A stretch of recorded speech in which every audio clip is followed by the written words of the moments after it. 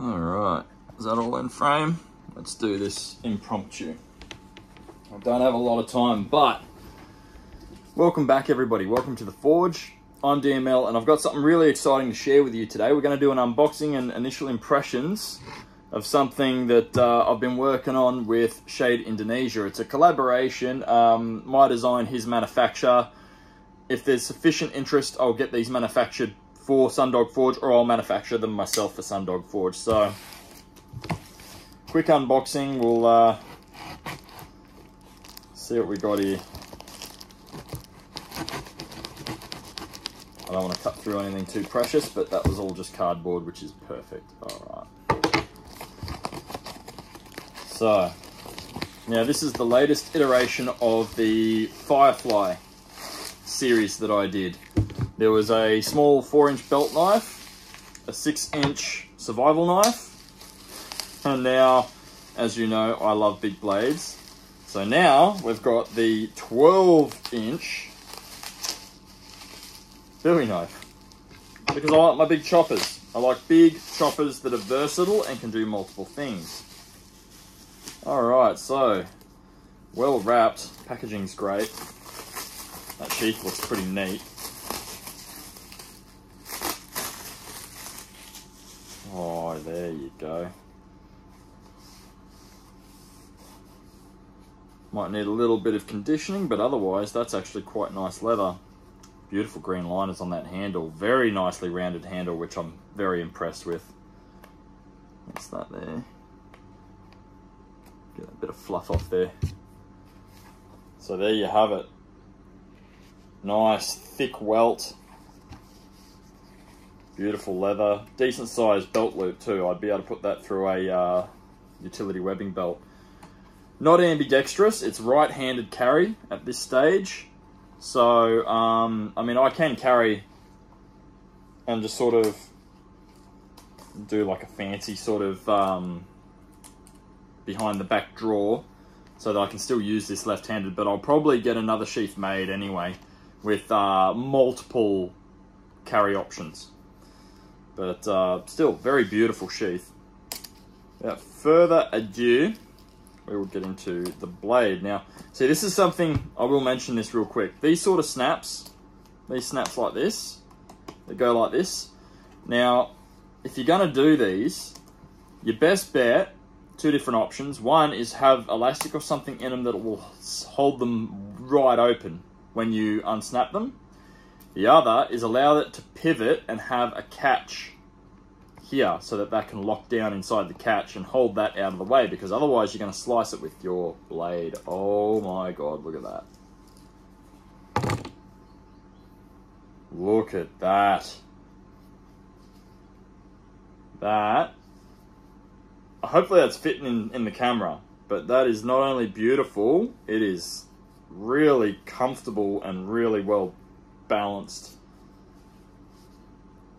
That double finger choil fits perfectly. Point of balance, where's my point of balance? Right up here, perfect. That is perfect. So if I do this grip,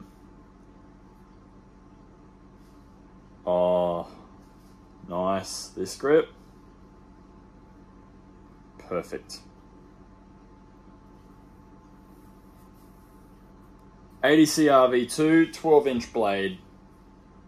Only 10 of its cutting edge. The last 2 inches is an extended finger choil to bring you up to the point of balance, which is right up here.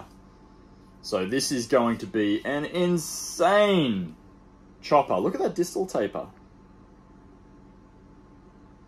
And the spine work, that's all done on purpose. That's all for kitchen work and such. You can even fit your finger down in that little divot there. That's actually, that hook, that's not a gut hook or anything. I mean, yeah, you can use it for a reverse strike if you catch some skin or something. It'll just rip it clean open. But that is a pot hanger hook. So you can grab your billy can handle in that and lift it off the fire. 80 CRV2 is very temperature resistant. It can handle a fair bit of heat. So if you're, as long as you're not messing around your fire with the tip of your blade all the time, you just literally just go, lift your billy can out. That's what that's for. But you can slip your finger in there as well for when you're doing kitchen work. So you can come up right up there for fine work. But you can also come back here and hook your little finger in there and run your finger up the back there, and that's your kitchen knife size right there. That's like that's about an 8-inch blade equivalent. So you can do your slicey dicey for your kitchen stuff. And the beauty is, if I lay this down, yes, that part hooks off, but if I lay it down and let just the hook of the handle off the edge of the table, that sits perfectly. So that, like this, will rock up and down on a chopping board without hitting your knuckles or your fingers. Incredibly sharp. All of Shani's stuff is always incredibly sharp. So, lots of different grips. What I've tried to do here is I've tried to simplify my design style for ease of manufacture, but still include all the stuff and thought that I normally put into my design. So you've got knurling up the spine here and here for grip. You know, you're talking 1/4 inch thick stock, so it's not going to dig into your hand.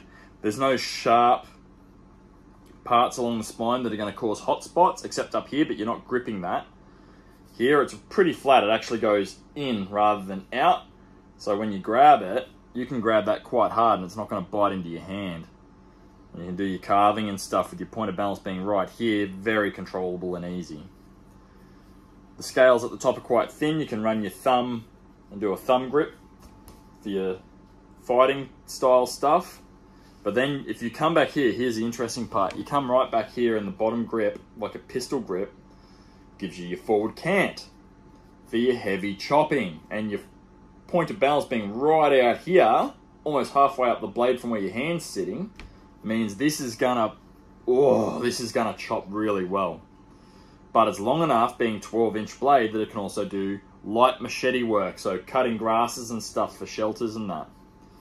So with the point of balance and everything being what it is, this is what I would call a true one-tool option as far as wilderness, survival, camp use, even hunting. Like you can come up here and you'd be able to skin with that quite readily, or even back here you can just skin your big game. If you want to skin small game, you'd attach a lanyard there around your arm, and you can get stuck right in there like that. I mean, it's not super heavy. You can get in there and do your skinning and stuff. My plan is to have this, my multi-tool, and a large Agawa folding saw, and that is pretty much a do-everything kit. That's my intention for Australia, for Australian bush. If I was up north or something like that, where there's like real big wood that you need to harvest lots of, I'd have an axe or an even bigger saw, and this, and a multi-tool. But still, this is incredible. Now, yeah, the sheath is beautifully made. It's just, it needs some work, I think. So it'll slip out of that easily enough without that snap done up. But with the snap done up, it ain't going anywhere, which is fine. But I'm going to get an aftermarket sheath made for left-handed use. Yeah, that's going to cut straight through that, so I won't do that. So beautifully made sheath, very cool. Does its job, and for a right-handed blade, it'd be totally fine, but I'm left-handed, so no good for me. So this is the Firefly Bowie. You can see it's got Shed Indonesia's mark on one side of the blade, and it's got the SunDog Forge mark on the other side of the blade. It's in 80CR V2. Beautiful. Absolutely beautiful. Shani, you've outdone yourself, mate. This is incredible. Just first impressions, just the way everything's polished and rounded and chamfered and angled, and just everything you've done here is perfect. This is exactly what I wanted. Exactly what I wanted. It's a Bowie knife that can convert into a Sirupate. If you want to boil it down, that's what it is. It's a Bowie knife that can be a kitchen knife. Like the edge grind and everything is so fine that that will function as a kitchen knife without too much effort. And it can be a Sirupate Khukuri or a, what do you call it? Like a, it's one of those machetes. The Malaysians use them a lot. A parang can also be used similar to a parang. It's just, the idea is I wanted to create the ideal Australian do-it-all tool. And in my opinion, as far as knives go, this is it. It's the ideal size, weight, shape, everything else that you need to get everything done. And I am working on a one-tool option for an axe. So you axe guys, I haven't forgotten about you. I also love axes. It's coming. Bearing, fire-making bearing. So that's actually a rotating bearing there. So you can come back here like this. Again, point of balance being there. Put your weight on and friction fire. Oh, I cannot wait to get out there and use this. I'm going to refine this a little bit, make it a bit flatter for the 90-degree spine, because that's what that is there. That's your 90-degree spine. The rest of it's chamfered and stuff for comfort. That is going to be sharp. Because even if I go full grip and go up here, yeah, I get a little bit of that 90-degree spine there, but mostly it's in the knurling there, so I can do my carving. I can even come up here like this, like you would with a belt knife, and just push on the back of the spine. That's why I made it not as wide as I usually do. And bring it in a bit thinner so I can just sit there and whittle away like that. So you've still got that sort of narrow part of the blade for carving and such. And you can still come up here as well with your tip to do fine carving if you need a little bit of the tip in there to get that done. So that is the Firefly Bowie. These are gonna... Oh, I can't wait to test this. I cannot wait to test this. This is gonna be amazing.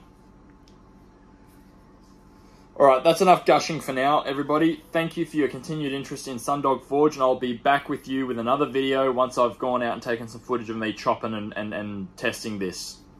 Thank you so much. And until next time, see ya.